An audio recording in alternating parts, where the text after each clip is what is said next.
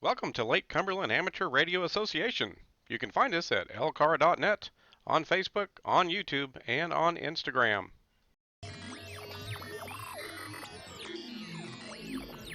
If you're enjoying the videos we're producing here at LCARA, please help our club out by hitting that subscribe button. Also, give us some feedback on our videos. Click the like button, share with anybody who may find it interesting, and be sure to hit the bell icon to make sure you get notified of the next video release. Yeah, good morning, folks. This is Chris, KY4CKP, and we want to bring to you just another installment in our playlist for the modifications and additions we're making to our emergency communications trailer for our club. And so, some of the recent work we did, and we had posted a little bit of a teaser pic a few days ago, is we installed this all-in-one PC that was donated by one of our club members, and we greatly appreciate that. And so we wanted to have computing, some sort of computing capability in the trailer. Also wanted to try not to give up any of our precious desktop space.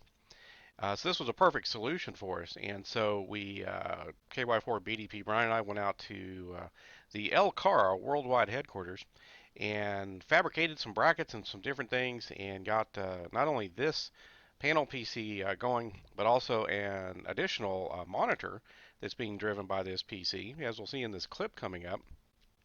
And so we can do some computer-oriented activities.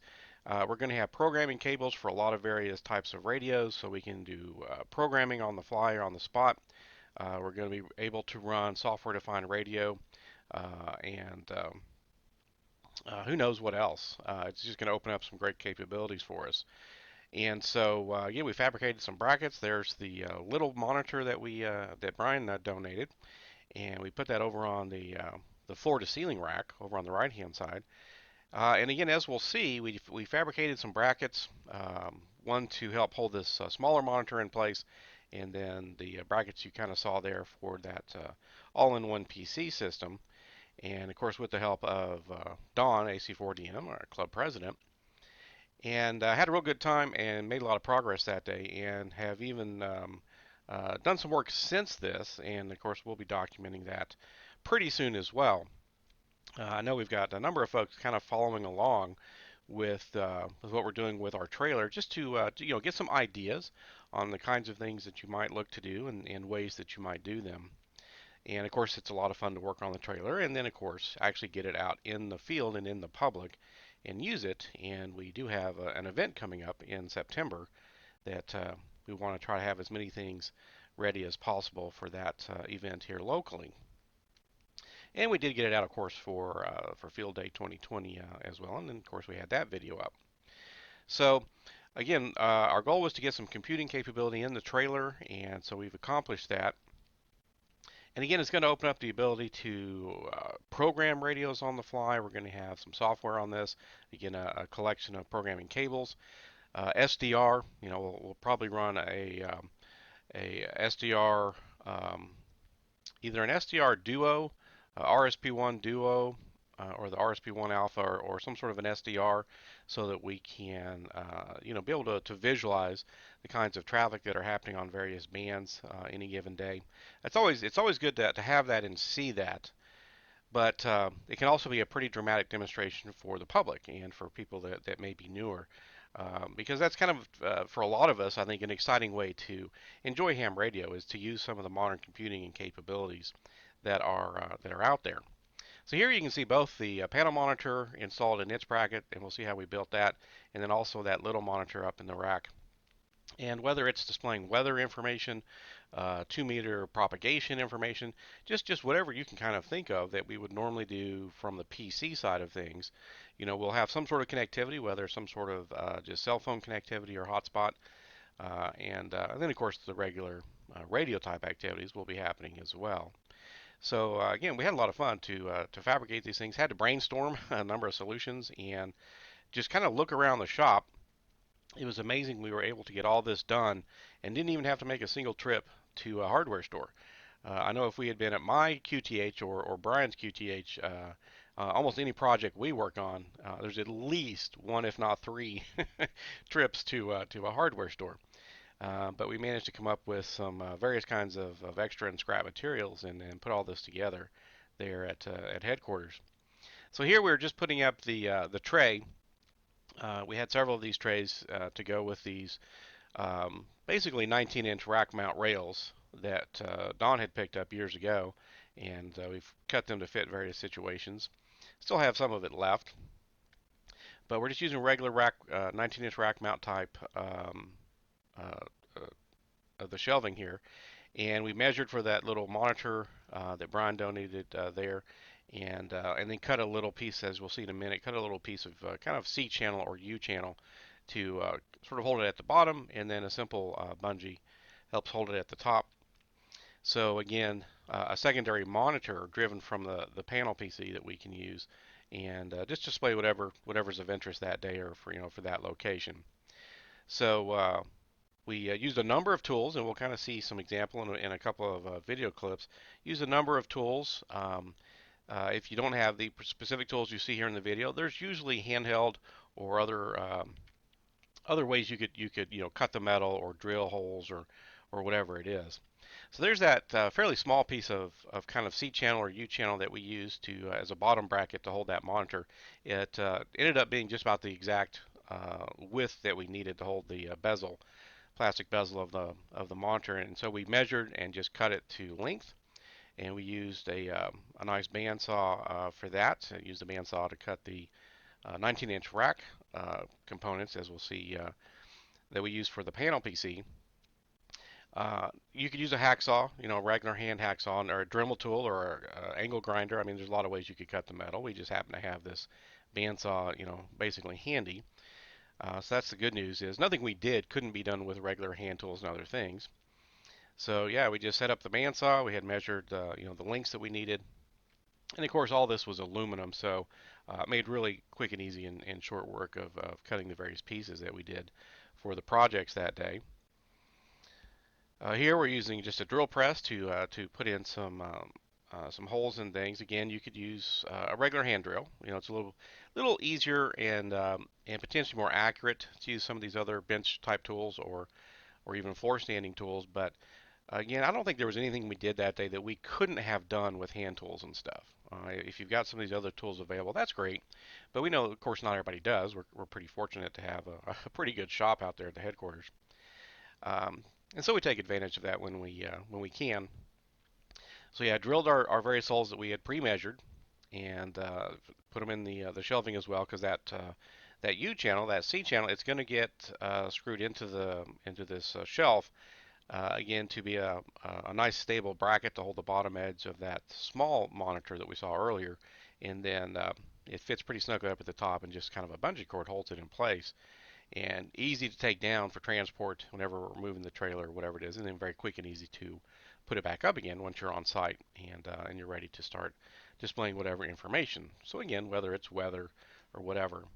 So here you can see we're just screwing the channel into the tray using some stainless hardware I think that we had again on site.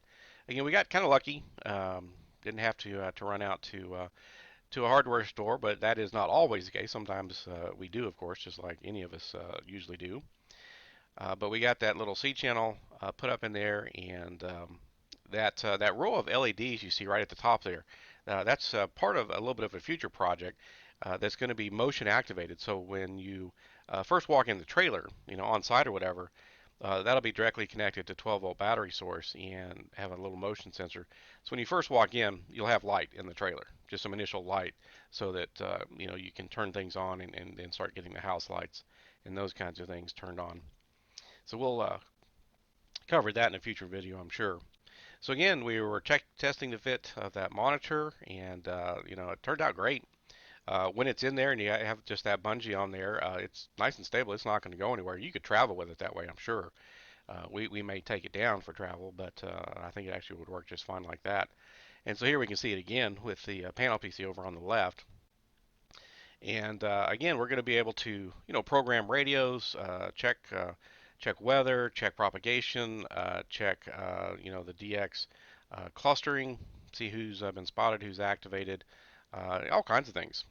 Run SDR, we're running SDR USB dongle of some kind, so we can watch the bands and that kind of stuff. Again, probably a SDR Play unit, maybe the Duo, so we could watch two antennas at once.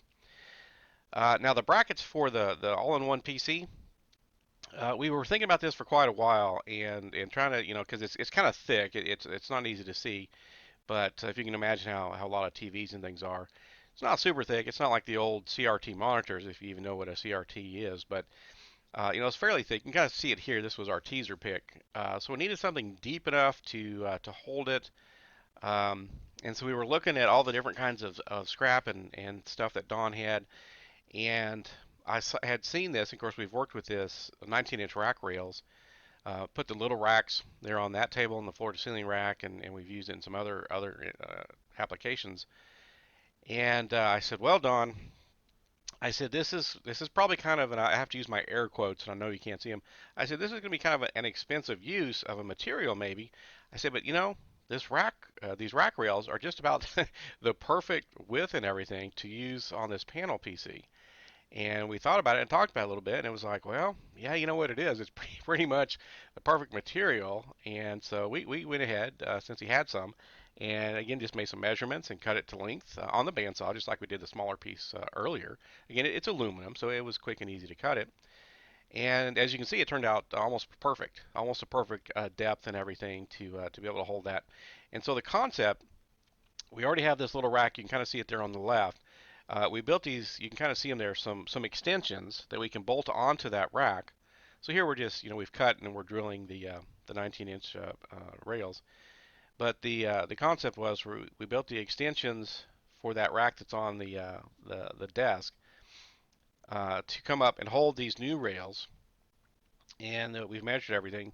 And then the panel PC can just slide right in there. When you get on site, we just slide it from the side right in there, connect your cables and your power, and you're good to go. Once it's in there, and if you're not, in motion or anything, I mean, it's not going to fall down. Everything's very sturdy, and of course, it's not super heavy. And with a bungee or two, it could sit right in there, even for transport, if we wanted to go that way. Now, this machine, this little device, is we're using it to get a good straight tap into the. We've drilled the holes into these rails, and we were putting some nice threaded tap in there so that we could screw things in. Very interesting tool. Now, of course, you can do this kind of stuff by hand, but he just he just happened to have this tool for tapping things. So again, just to make sure it's a nice perpendicular, which is always a good thing when you're trying to tap new threads into things. So so the rack rail turned out perfect. Again, I feel like it's sort of an expensive tool to use for that, but we had some and still have some of it laying around, and it did work out kind of perfect for what we're doing with it. Now we're here. You can kind of see how we're putting on those uprights, and you can see the bottom. It becomes the bottom part of the kind of the rack there for that monitor, and the top racks up above. So we just temporarily and partially undid that existing rack with those panels, just so we could get to the back and put things in there. And it turned out great. Again, you can just easily slide the panel PC right in and out. Now we're trying to decide how much work we want to do for ourselves. You know how it is sometimes when you're working on a project. We got all this going, and then I don't know who it was. It might have been me. I'm usually the troublemaker. I said, man, that all that rack stuff and all that would look pretty good if it was painted black. So who knows? Maybe in a future project you'll see us. Maybe that we'll have that painted black. But there's kind of the completed assembly. We have the top and the bottom and the uprights, and which is just some aluminum angle. And once we tapped and put that into the existing rack, you can see kind of right behind it. It worked out really well for that. And it was just a lot of fun to put these things together and to get this kind of capability built into the comms trailer, because I think we'll be able to use it for any number of things that we mentioned. Programming radios and tracking weather and propagation and running an SDR and just all those kinds of things will be possible now that we have this in here. So these were some of the fairly recent work we did on the trailer. Add some nice additional capabilities. Some additional work has already been done. We'll be documenting that fairly soon as well. And as things get better here, hopefully later in the summer, we're looking to get things taken out, and we want to use this trailer as much as possible, and just get it out in the community. Some days we may just take it out to a park, and set up and do some things, and take it to the mall, set up in the parking lot, and just to kind of get ham radio out there in the public eye. And that way, if any folks are interested, they can stop by and we can talk to them, show them some things and how it works, and who knows, maybe even get some new hams in the hobby. So again, we had a lot of fun that day.